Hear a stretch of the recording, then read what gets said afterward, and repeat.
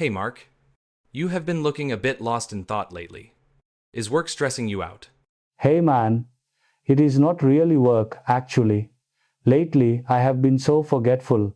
Sometimes, I am holding my car keys in my hand and still looking all over the house for them. And seeing my dad start to lose his memory recently really has me worried. You work in the medical field. Do you think cognitive decline like this is preventable? Or are we just at the mercy of our genetics and aging? I completely understand that fear, Mark. So many people are terrified of that diagnosis and see it as an inevitable sentence, but the truth isn't nearly that grim. Did you know that almost half of all dementia cases could actually be prevented or delayed if we just knew what to do? Really? How? Do you need some kind of advanced medical equipment or expensive prescription drugs? Not at all. The real power is actually in your everyday lifestyle habits. In fact, I just put together a deep dive into this exact topic. Listen into this. I guarantee it will completely change how you look at your future. So, dementia affects around 1 in 3 of us over the course of our lifetime. And it is one of the diagnoses that people really fear the most, which is completely understandable. But it isn't all doom and gloom. A landmark review by the Lancet Commission in 2024 concluded that around 45% of dementia cases could potentially be prevented or delayed by tackling the risk factors that are within our own control. So a huge slice of your risk isn't set in stone, and a lot of it sits right in your own hands. You have influence and power over your risk. And 2 of the biggest factors on that list are staying physically active and keeping your brain and your social life engaged. So in this video, I'm going to take you through 5 very simple exercises, some for your body and some for your mind, that together are among the most powerful things that you can do to protect your brain as you get older. Again, none of them require a gym membership, none of them need any expensive equipment. You can start every single one of these right now, right after this video. And if you find them useful and you get some value from this today, then please help me out by liking the video, dropping a comment down below, and subscribing to the channel. Honestly, it makes such a huge difference and it allows me to keep making these videos for you as often as I can. So, the first exercise is one that most people have never heard of, and it is called dual task walking.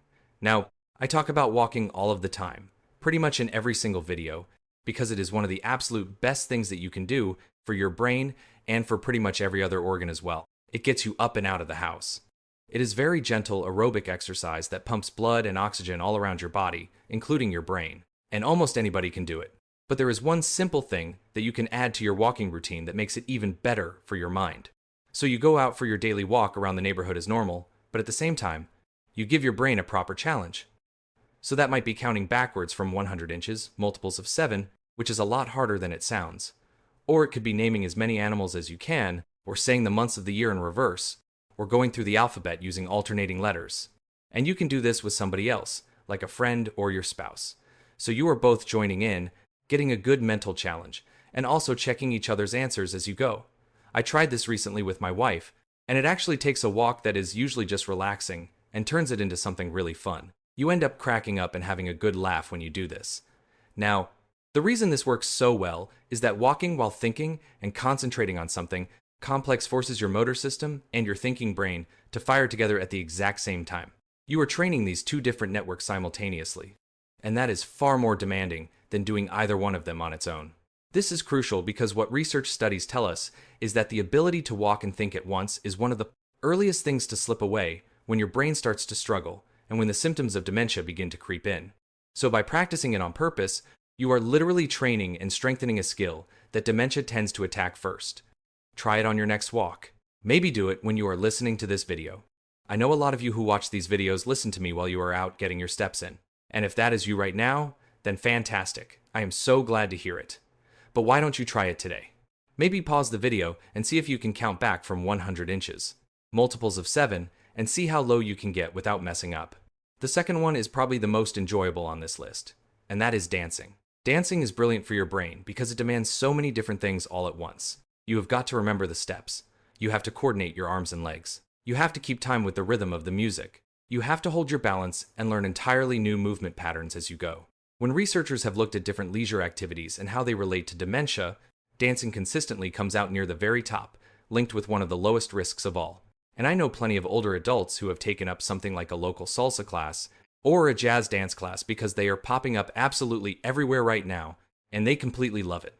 Where we live, when I drive past the local strip mall on my way to the gym, there are multiple signs for dance classes at that intersection, and it really seems to be a huge trend at the moment. Now, I actually joined a salsa class back in college. We had weekly dance sessions on campus, and I was amazing at it. I am totally joking. I was absolutely terrible at it. So I ditched that and I took up intramural track and field instead after just a couple of weeks. It isn't for everybody. I completely get that.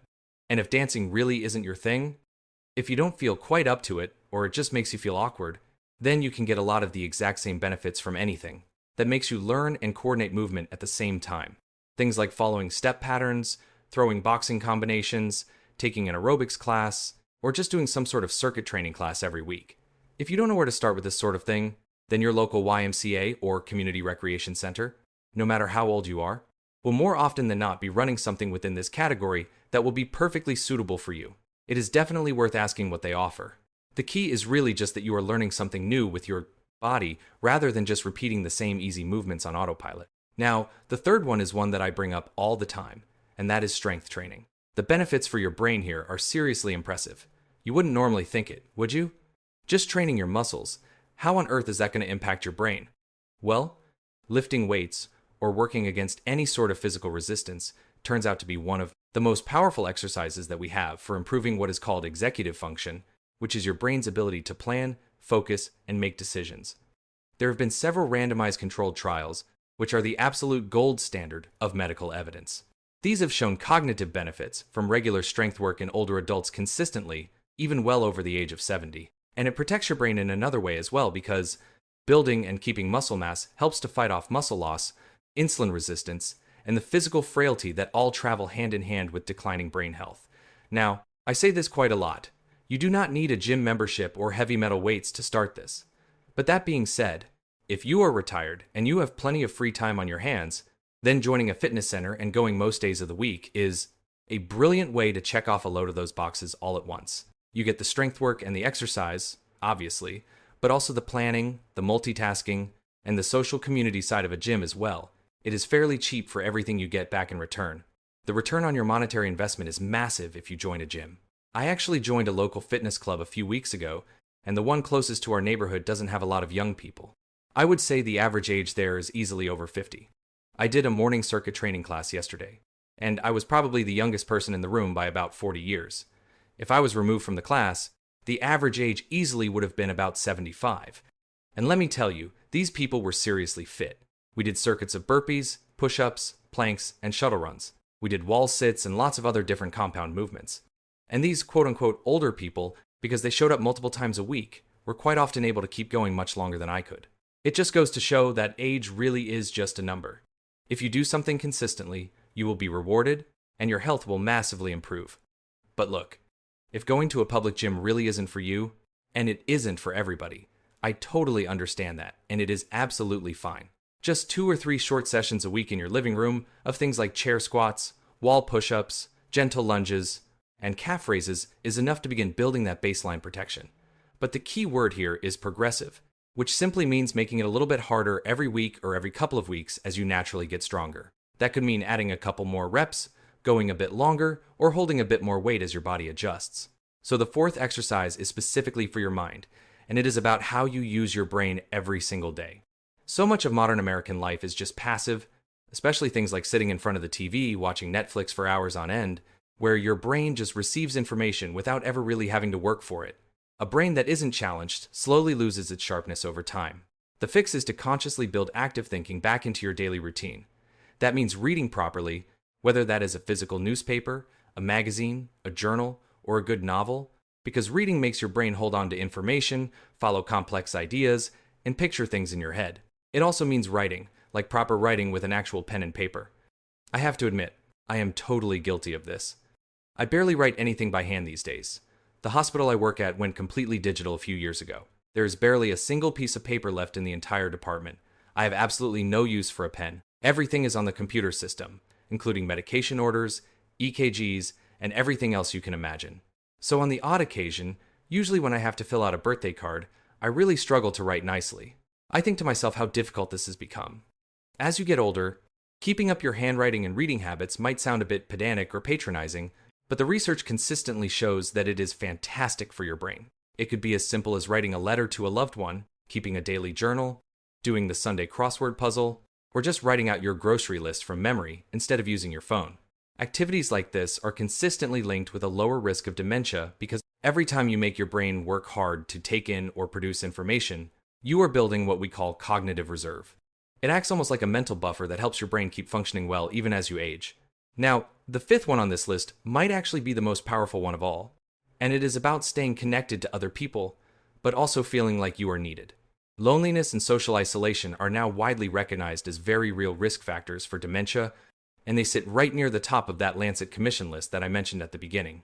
You can read a bit more about this in the description below by clicking on the link to the actual research paper if you are interested. What this data tells us is that staying connected and staying social is truly protective for your physical brain. The lovely thing about this one is that being sociable is itself a full-blown brain workout. Just think about everything involved in meeting up with a friend for a cup of coffee. You have to plan when and where to meet up. You have to figure out the directions for the drive or the walk to the cafe. You have to order your food and your drinks. You hold a flowing conversation. You have to remember and respond to what the other person is saying in real time. That is, your memory, your planning, and your language centers all firing at once, all at the exact same time. This is incredibly important for your brain because unless you keep using your brain for these everyday human tasks, you will very slowly lose the ability to do them. It is exactly the same way that a physical muscle you never train will eventually waste away and weaken. Basically, you have to use it or you will lose it. There is a second crucial part to this particular point, which is actually having a meaningful reason to stay sharp. In the same way that people who keep working part-time past their retirement age often stay mentally stronger, having something or someone to look after gives you a deep sense of purpose and responsibility. Whether that is caring for a family dog, helping out with the grandkids or even great-grandkids, volunteering at a local charity, or just having others in the community rely on you. All of these things keep you engaged, organized, and switched on day after day. You have got to protect your relationships and your sense of daily purpose as you get older, just as fiercely as you protect anything else. If there is one single thing that I would love for you to take away from this video today, it is this. A huge part of your dementia risk is not just down to fate, your genes, or what you inherited from your parents. It is down to how you choose to live right now. These 5 exercises, 3 for your physical body and 2 for your mind, are among the absolute best ways to actively control this risk. As with everything that I talk about on this channel, the real secret is that they all point in the exact same direction. They point towards a lifestyle that keeps your body moving, keeps your brain challenged, and keeps your heart connected to the people around you. Why don't you pick just one of them and start it this week?